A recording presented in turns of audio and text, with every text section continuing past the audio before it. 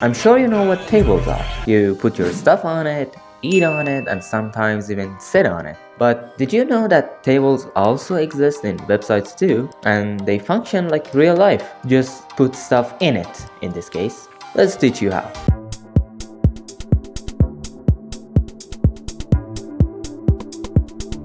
So about tables, let's find out what we can do with them. Let me go straight to VS Code to explain it in action. The folder name would be HTML8 and tables.html. Write down HTML5 like every time and let's start. Alright, we're talking about the tables. Tables can be used in sites for various reasons, which I will cover them. You can create tables with its own tag, and it should be written in body section. This tag creates a table for us, but right now it's empty. There's no rows or columns in it. We do need to insert those with some extra codes. For example, let's get back to our old friend Paint, my favorite app all time.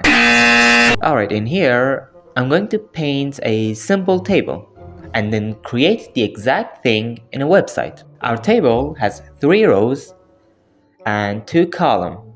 I want to make this table, but with codes this time, in HTML, VS Code.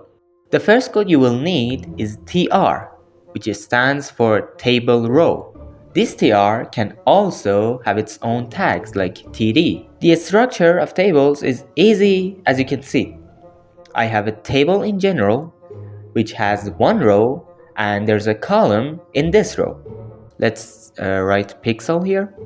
Oh, and you can have multiple TDs in every TR or table row. Let's make another one, for instance, and write Shimu in it.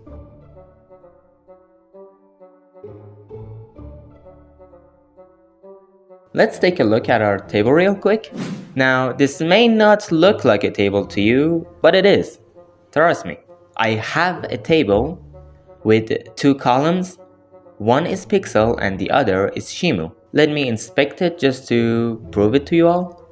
As you can see, this whole thing is a table.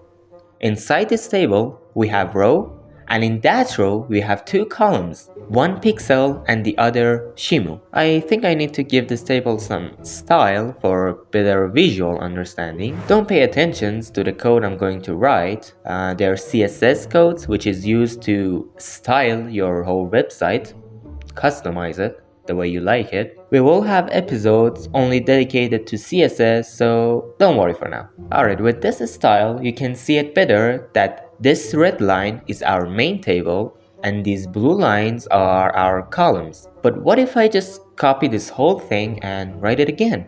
We have 2 rows right now.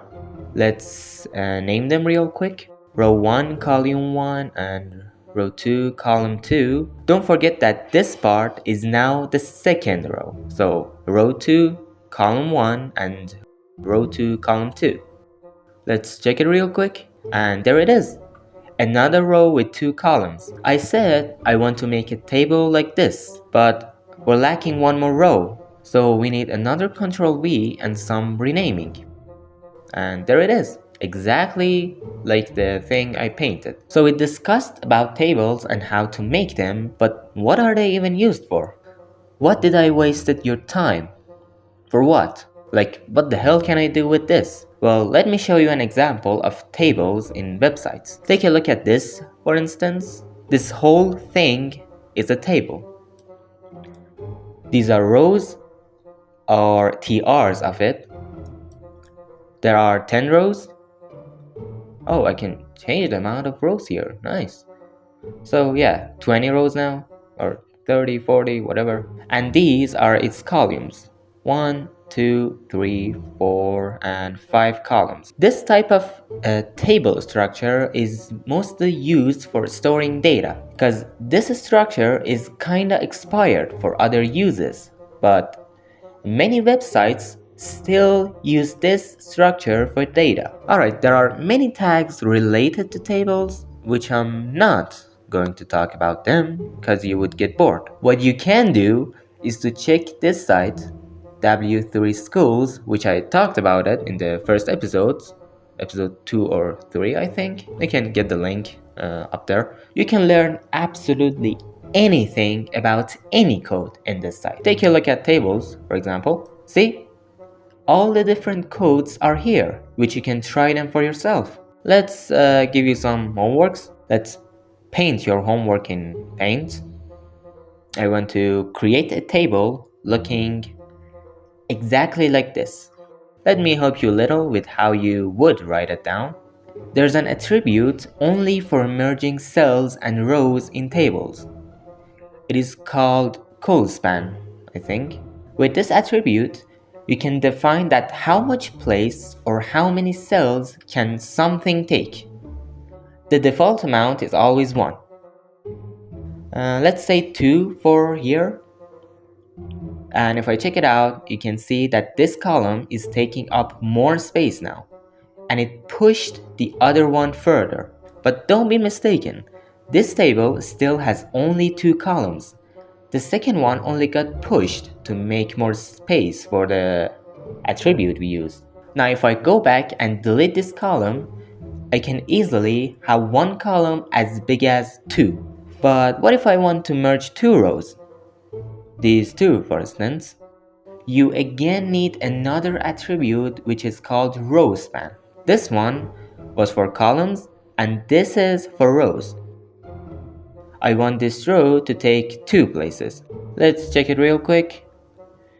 You see that these 2 rows got merged, and if I go and delete this one, I'll get what I exactly wanted.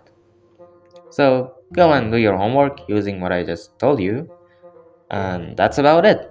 I absolutely appreciate your beautiful fingers that click on this video, and I hope I did not disappoint them. Yeah, don't forget to make that subscribe button happy, and as always, stay hydrated. Yeah, I'm gonna keep saying that in every outro because it's important. Don't forget. Oh, and check out this video, by the way. Bye bye.